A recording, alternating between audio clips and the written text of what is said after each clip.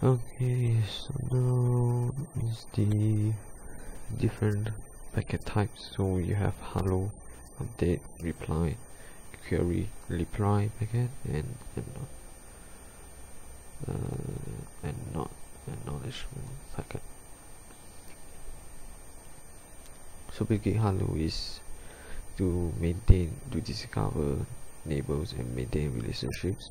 Update is you contain the routing information, and query is if you lost a route, then you will send a query packet to query other neighbors if the neighbors have a route to the network that you just lost. And the reply is sends in response to the query, so the neighbor router that receive a query packet will reply back with a reply packet saying either yes or no, if I have this network, or no, I don't have this network. And acknowledgement is basically acknowledge those messages that is sent reliably, which is basically the update packet.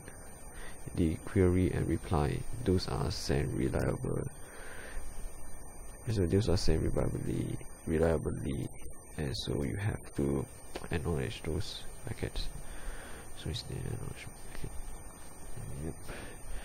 And we talk about the passive and active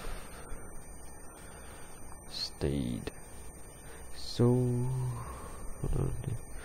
I have this topology here. Oh, shut this. Okay. So if you actually do a topology, you'll find that it has a passive. Passive is a good sign, and passive means that the route is stable, and your route is stable, and you still have a route to the destination. So if it's an active state, which is the A, means that you lost this route and you are actually querying it for a route for it. Yeah. So active is the bad sign, passive is the sign that you should see. Alright, so the next point is auto summary.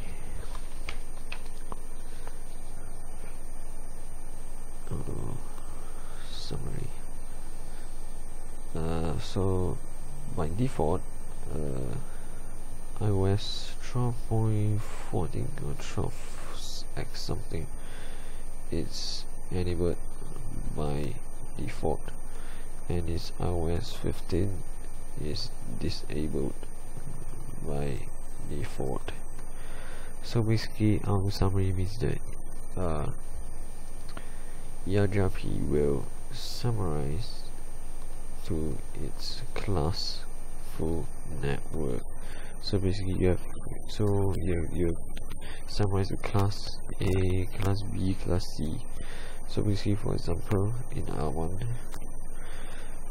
do show IP interface brief. You see that I have two loopbacks interface. There's 172.16.1.1 and 172.16.2.1, and they are both separate networks. So I have auto summary on by default, and if we look at the routing table on R2, to show IP route EIGRP, and you realize that it's summarized to its class full network because this is a class B network. So it wants to use .16.0.16. So yeah, so if you auto summary, it will only summarize by its class full. So one main thing to take note is that it's class full summarization, and it's recommended to disable by default. So yeah. And the next one is manual summarization. So this is in response to auto summary, because manual summarization is rather recommended, and you will configure this on an interface. So to demo that real quick, okay, so go to here, IP summary address, EIGRP1, your AS number, and you type in your put in the 16. This is actually .o/, this, by the way, this /24, so it should be /23 again. This is /23. I think /23. Hold on, put a notepad. So 0, 0, 1, 1, 0. Yeah, it's actually /22. Yep. I need to.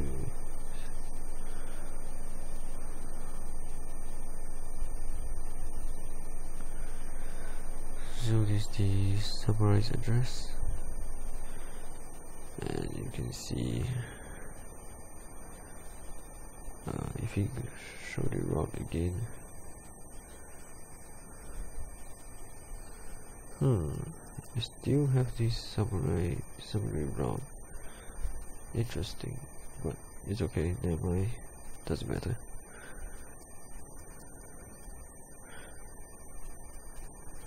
So this is summarize route.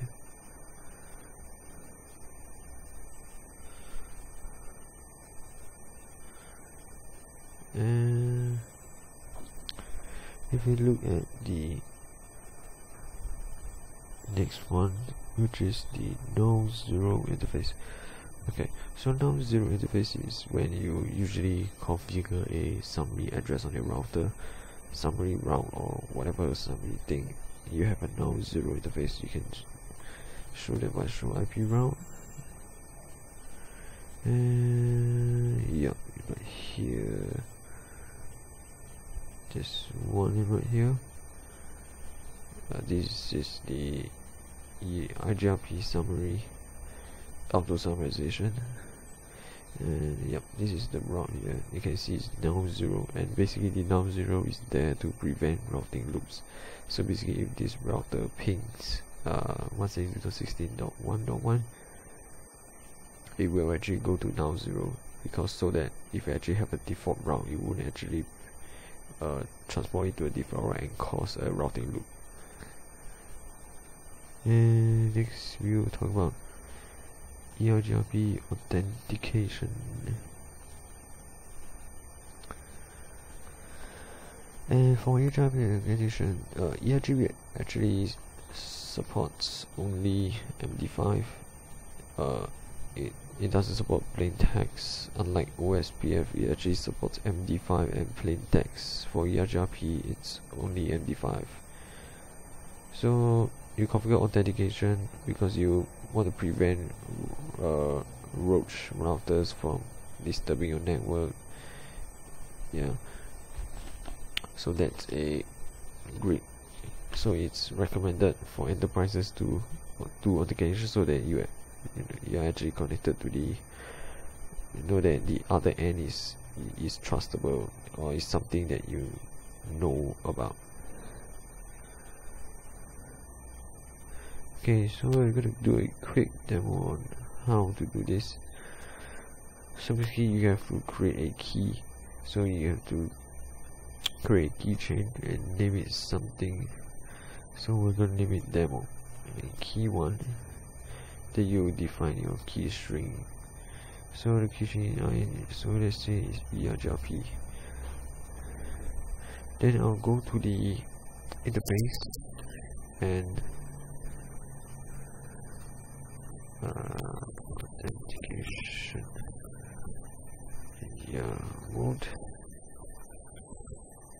EIGRP1 MD5. So basically it's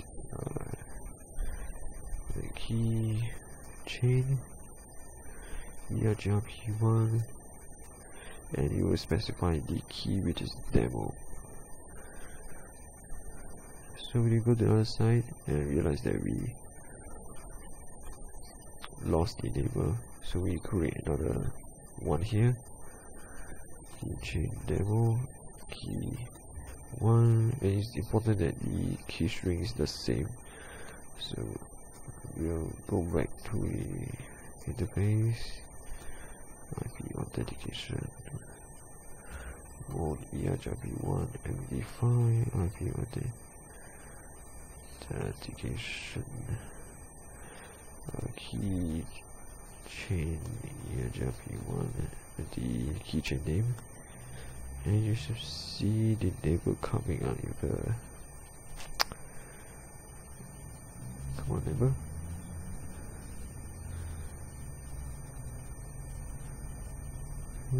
It's not coming up.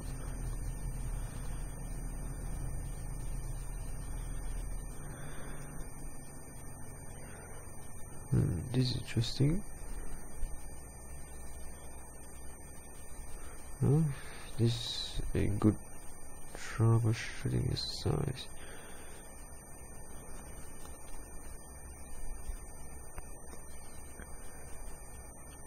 Yup, it's the same.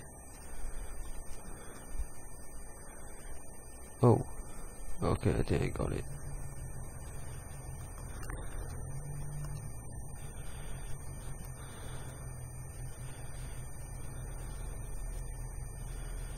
Oh, this should be at the here. This should be able to work now.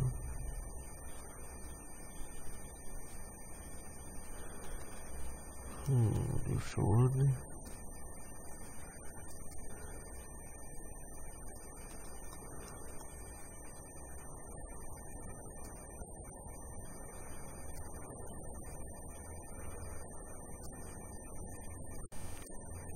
Interesting. Yup, it's the same. Wonder why.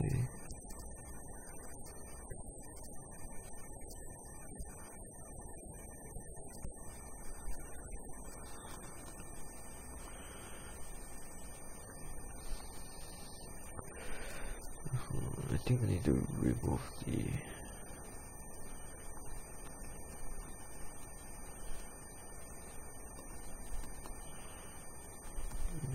this.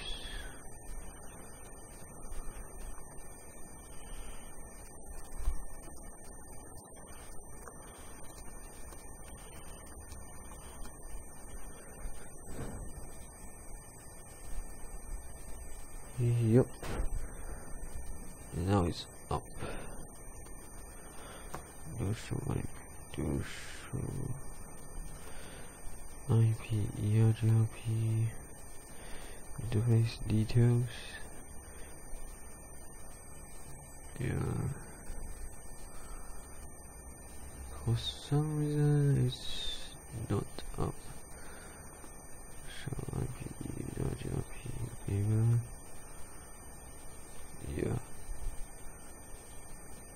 Well, yep, that's basically the authentication.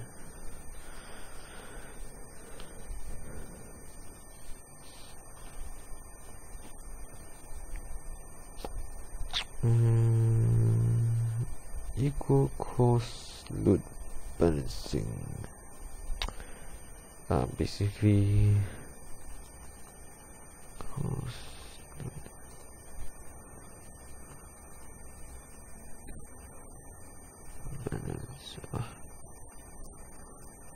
balancing. So, in this case, it's actually meant that you have different kind of routes, and you can actually configure the EIGRP1 max, I believe it's maximum paths, I believe. Yup. So basically you will determine how many equal cost paths that you want. By default is 4 actually. And equal cost means that to get to this same network you have is equal cost, so by default it looks balanced by itself. Yeah, so not sure why it puts here. Okay, then the configuring EIGRP, IPv4 and IPv6 is basically based on the lab sheet, so I won't bother going through that.